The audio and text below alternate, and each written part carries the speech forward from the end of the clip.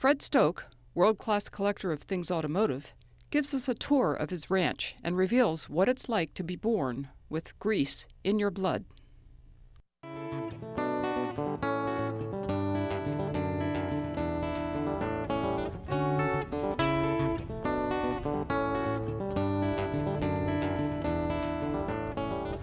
This kind of really developed into something a lot bigger than I ever imagined at the time when I first started here. When I bought the property, I used to collect all the horse-drawn equipment when I was up in Lake County. And that goes back started probably 20 years ago. And some of them came through with the cast iron seats, so I started taking the cast iron seats off because I liked them. And then come to find out there's a big club. And so I joined the club, and then that was a mistake because then I got into it really big time. Uh-oh. At one time I had the biggest cast iron collection in the world.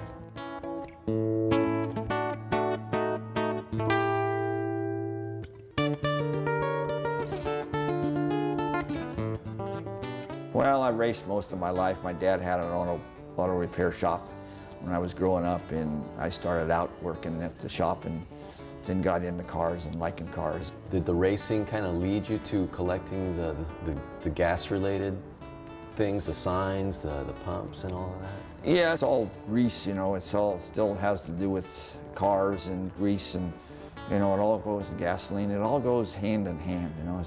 Once you get that in your blood, which I feel I probably did through my dad, and I grew up in that and followed it with cars and then service stations, and so that's probably how it's all came around as far as me being a large collector. Yeah, I always wanted to make kind of a small town out of it, and naturally would have a gas station.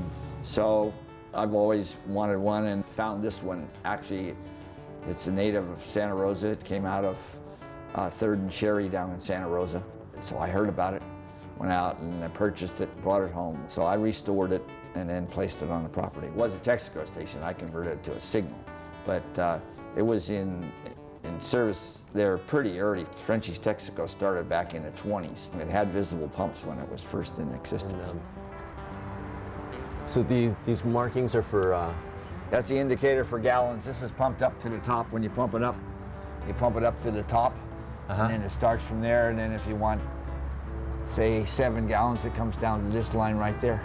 These actually, the pump handle is inside where most of them are outside. This is how you pump it right here. This is the handle pump. Too bad.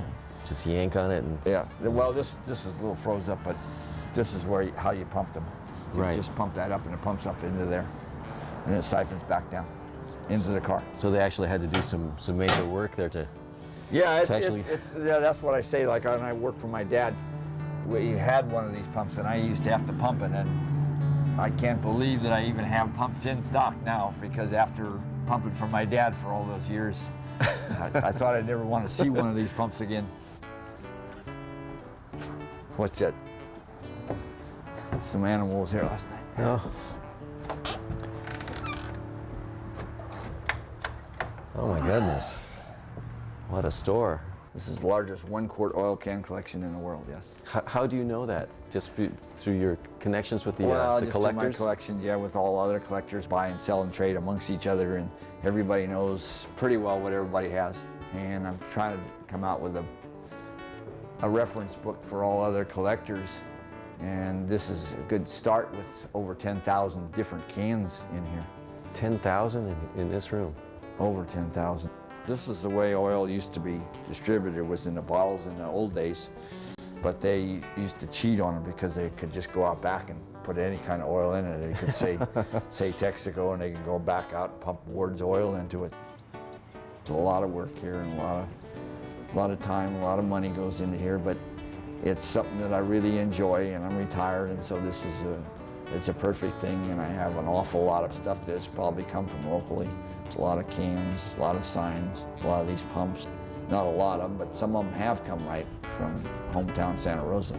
It is kind of nice that there is a lot of Santa Rosa history here. Thanks for watching. Join us again next time on SnapShots, the show that brings you the small stories that make Sonoma County big in the best way.